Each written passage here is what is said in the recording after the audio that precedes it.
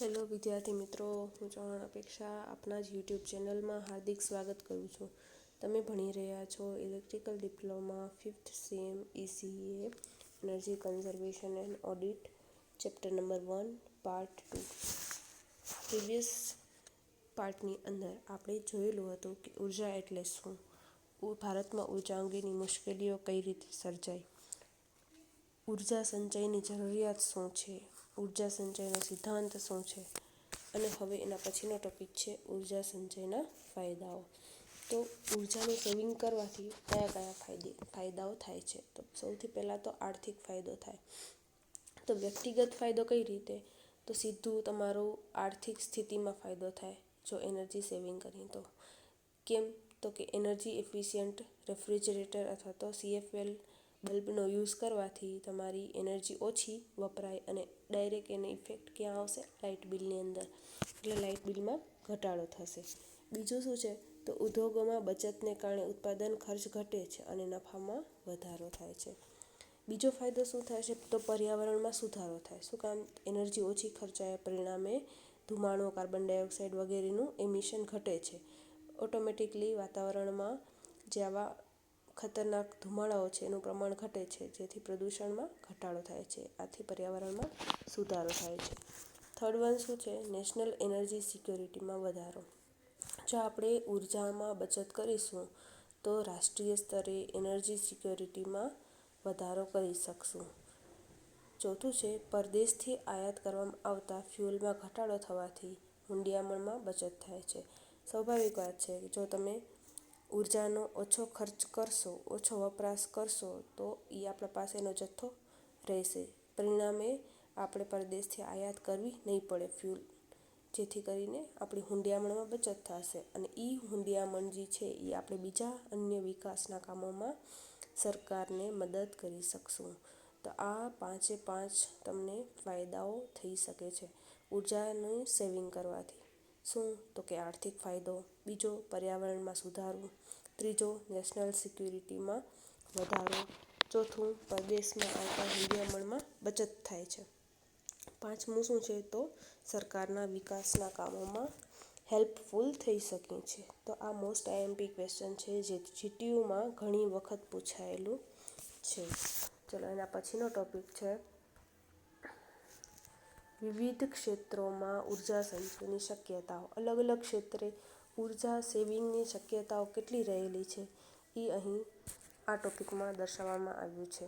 તો સૌથી પહેલાં પરિવહન ક્ષેત્રે, સેકન્ડ છે કૃષિ ક્ષેત્રે, ત્રીજું પાવર જનરેશન ટ્રાન્સમિશન અને ડિસ્ટ્રીબ્યુશન ક્ષેત્રે, ચોથું ઘરગથ્થુ ક્ષેત્રે અને પાંચમું ઔદ્યોગિક ક્ષેત્રે.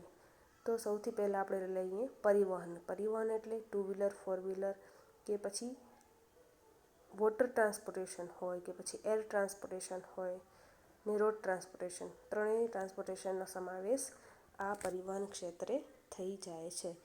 તો સરકારની અસરકારક માસ ટ્રાન્સપોર્ટેશન પોલિસીને લીધે એનર્જી વપરાશમાં ઘટાડો થાય છે. હવે અમુક વાહનનું આયુષ્ય જે હોય એ પતી ગયા પછી આપણે એનામાં ઘસારો લાગે છે, એના જે પાર્ટ હોય એ ઘસાઈ ગયા હોય તો પણ આપણે જો ચેન્જ ન કરીએ અને એ જ રીતે ચલાવી રાખીએ તો એ વધારે ફ્યુલ યુઝ થાય અને વધારે એનર્જીમાં વપરાશ થાય, જેથી કરીને આપણે એને બચત ન કરી શકીએ. પણ આપણે શું કરવાનું છે, એનર્જીમાં બચત કરવાની છે. એટલે જો વાહન ચાલકોને એનર્જી સંચય અને તેનાથી પર્યાવરણને થતા ફાયદા અંગે શિક્ષિત કરવા જોઈએ. લોકો જે છે એ લોકોને સેમિનાર યોજીને અથવા તો ઘેર ઘેરે એ લોકોને જાગૃત કરવા જોઈએ કે એનર્જી સેવિંગ કરશું તો આપણે આટલા ફાયદાઓ થઈ શકે છે.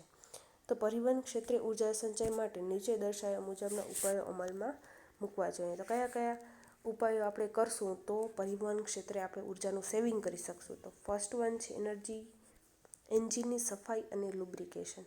એન્જિનની સમયાંતરે આપણે સફાઈ કરવી જોઈએ. 2 વ્હીલર, 4 વ્હીલર કે ગમે એ હોય, એ ટ્રાન્સપોર્ટેશનમાં કે વોટર ટ્રાન્સપોર્ટેશનના જે સાધનો, જે વાહનો હોય એનામાં આપણે સમયાંતરે એની એન્જિનની સફાઈ કરવી જોઈએ અને એનામાં ઓઇલ જે છે એ સાફ સફાઈ કરીને લુબ્રિકન્ટ કે ઓઇલ આપણે સમયાંતરે નિયમિત રેડવું જોઈએ, જેથી કરીને એના ફ્યુલના પાર્ટ્સ, જે એના એન્જિનના પાર્ટ્સ જે છે એ ઇઝીલી મૂવ કરી શકે અને પરિણામે એ ફ્યુલ જે છે એમાં ઓછો વપરાશ થાય અને ધ્વનિ પ્રદૂષણ પણ ઘટે છે. ચલો એના પછી છે પરિવહન ક્ષેત્રમાં સેકન્ડ એર ફિલ્ટરની સફાઈ. એર ફિલ્ટરની સફાઈ એટલે શું? તો કે ઇનલેટ એર ફિલ્ટરની સમયાંતરે સફાઈ કરવી જોઈએ. જે આપણું એર ફિલ્ટર હોય એની સમયાંતરે સફાઈ કરવી જોઈએ, જેથી કરીને કચરો હોય તો ફ્યુલનો વપરાશ ઘટે છે. ત્રીજું છે ટાયરમાં હવાનું યોગ્ય દબાણ. જો તમારી 2 વ્હીલર 4 વ્હીલરની અંદર ટાયરમાં હવાનું દબાણ યોગ્ય ન હોય, ઓછું હોય, ઓછી હવા ભરી હોય તો એ વધારે ફ્યુલ યુઝ કરે. જે આપણે તો ઉર્જાનું સેવિંગ કરવું છે, તો આના માટે કરીને આપણે ટાયરમાં હવાનું યોગ્ય દબાણ રાખવું જોઈએ. જો તમારું હવાનું દબાણ જે છે એ 25% જેટલું ઓછું હોય તો 5% જેટલો ફ્યુલનું વપરાશ થાય છે. ચોથું છે યોગ્ય ગિયરનો ઉપયોગ. હવે લોડ અને સ્પીડને અનુરૂપ ગિયર ચેન્જ કરવા જોઈએ, બરાબર, જેથી કરીને 10% જેટલી બચત થાય છે ફ્યુલની અંદર. એન્જિનને બિનજરૂરી ચલાવવું નહીં. ટ્રાફિક પોઈન્ટ પર વાહન ઊભું રાખવું હોય તો જો સપોઝ 2 મિનિટનો ટ્રાફિક બંધ હોય તો આપણે એ 2 મિનિટ માટે એન્જિનને બંધ કરી દેવું જોઈએ, જેથી કરીને ફ્યુલનો વપરાશ ઘટે, બરાબર, જેથી આપણે ફ્યુલની સેવિંગ કરી શકીએ છીએ. છઠ્ઠું છે ક્લચનો બિનજરૂરી ઉપયોગ ટાળો. ક્લચનો જરૂર મુજબનો યોગ્ય ઉપયોગ કરવો. ક્લચનો બિનજરૂરી ઉપયોગ ટાળી ફ્યુલની બચત કરી શકાય છે. આ રીતે પરિવહન ક્ષેત્રે હજી સાતમું છે મુદ્દો બ્રેકનો ખોટો ઉપયોગ ટાળવો. ઘણા વાહન ચાલકો બ્રેકનો બિનજરૂરી ઉપયોગ કરતા હોય છે. વળાંક લેતા પહેલાં જો વાહનની ગતિનો ખ્યાલ રાખ્યો હોય તો બ્રેકની જરૂરિયાત જ ન પડે. આપણે ખ્યાલ છે કે આગળ સ્પીડ બ્રેકર છે તો આપણે એન્જિનને ધીમું પાડી દેવું જોઈએ, જેથી કરીને આપણે બ્રેકની જરૂરિયાત જ ના પડે. તો એ રીતે આપણે ફ્યુલનો બચાવ કરી શકીએ છીએ. પછી વાહનની ગતિમાં બિનજરૂરી ફેરફાર અટકાવીને પણ ફ્યુલનો વપરાશ બચાવ કરી શકીએ છીએ. નવમું છે ફ્યુલનો લીકેજ. અગર ટાંકી કે નળીમાં જો લીકેજ માલુમ પડે તો એને તરત જ અટકાવવો જોઈએ, ફ્યુલ અંદર જતાં અટકાવવું જોઈએ, જેથી કરીને આપણે ફ્યુલનો વ્યય ટાળી શકીએ છીએ. આવી રીતે 9 મુદ્દા છે જે પરિવહન ક્ષેત્રે ધ્યાનમાં રાખવા જોઈએ, જેથી કરીને આપણે ફ્યુલનું સેવિંગ કરી શકીએ, એનર્જીનો સેવિંગ કરી શકીએ, એનર્જીનો સંચય કરી શકીએ, બરાબર. એના પછીનું ટોપિક છે કૃષિ ક્ષેત્રે એગ્રીકલ્ચર સેક્ટર બાબતે કયા મુદ્દા ધ્યાનમાં રાખવા જોઈએ? તો કૃષિ ક્ષેત્રે મોસ્ટ ઓફ પંપ અને મોટરો ચાલતી હોય તો મોટરનું રેટિંગ યોગ્ય મુજબનું રાખવું જોઈએ. હવે આપણા પાસે જો મોટરનું રેટિંગ વધારે રાખવામાં આવે તો મોટર ફૂલ લોડ પર ચાલવાને બદલે પાર્શિયલ લોડ પર ચાલે. આથી મોટરની કાર્યદક્ષતા ઘટે છે અને ફ્યુલનો વપરાશ વધે છે, જે નુકસાનકર્તા છે.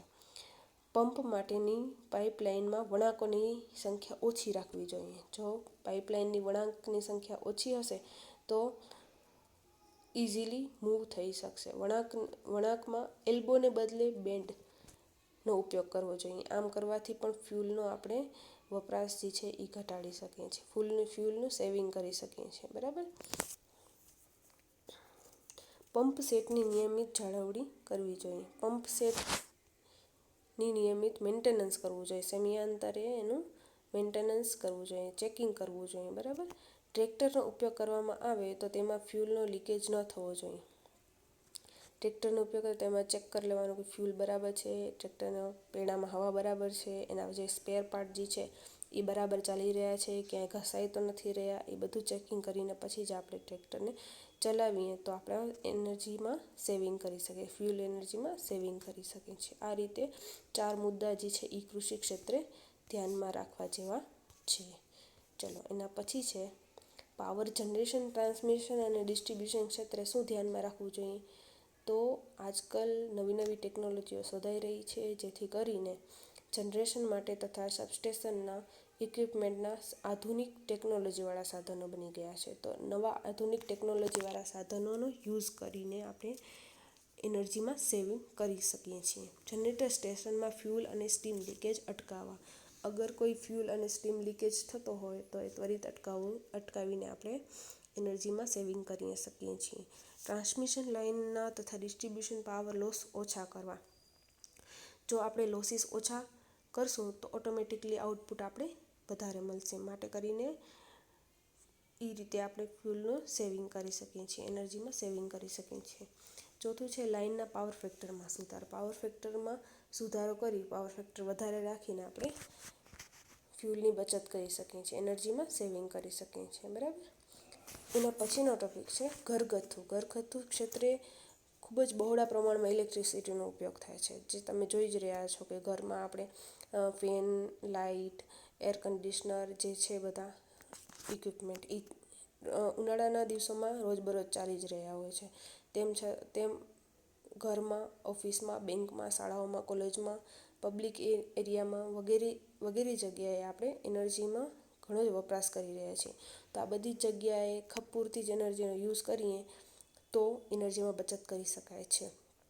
આ માટે આધુનિક ટેકનોલોજીમાં એક નવો એનર્જી સ્ટાર કન્સેપ્ટ આવે છે. એનર્જી સ્ટાર કન્સેપ્ટ એટલે શું? તો તમે એર કન્ડિશનર કે પછી ફ્રીજ કે ગમે એ લેવા જાઓ ત્યારે આપણે આ ટાઈપનો લોગો આવશે, જે energy star concept, 5 star concept પણ કહેવામાં આવે છે. આનામાં એક સ્લોગન છે, મોર સ્ટાર્સ મોર સેવિંગ. તમે જોઈ રહ્યા છો, મોર સ્ટાર મોર સેવિંગ.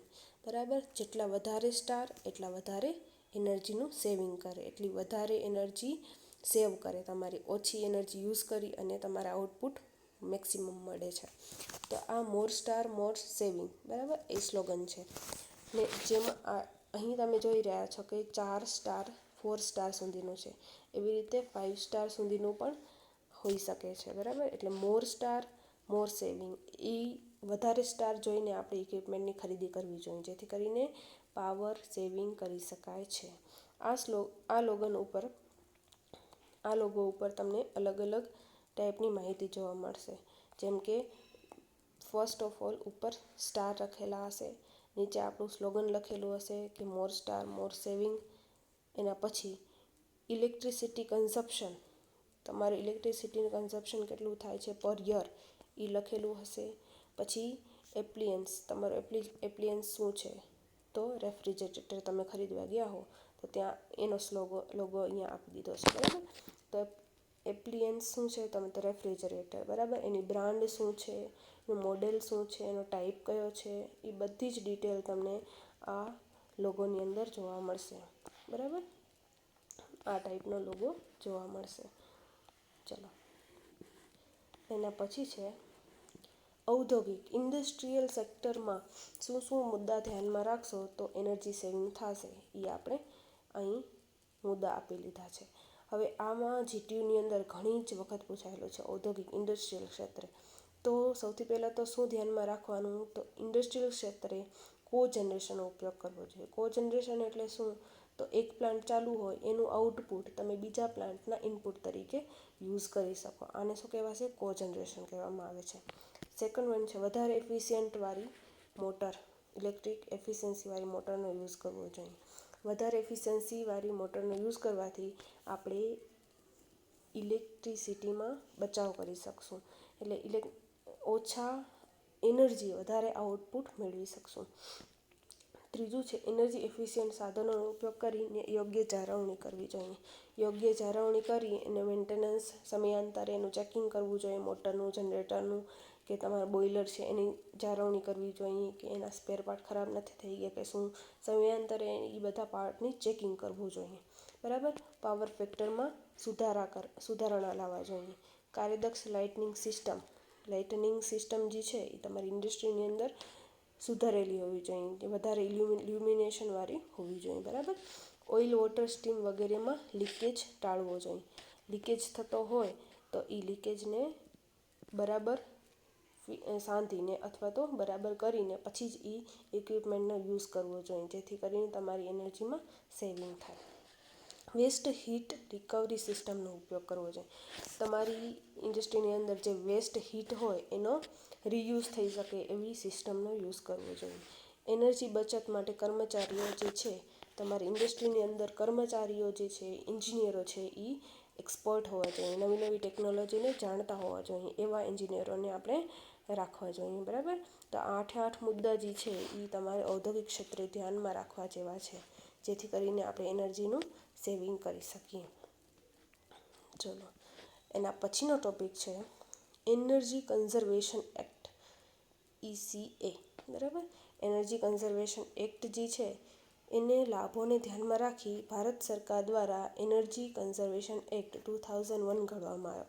દેશમાં રાષ્ટ્રીય સ્તરે તથા રાજ્ય સ્તરે એનર્જી એફિશિયન્ટ અંગે કાયદાકીય જોગવાઈઓ, સંસ્થાકીય વ્યવસ્થા અને નિયંત્રણ વ્યવસ્થા ઘડવામાં આવી, બરાબર.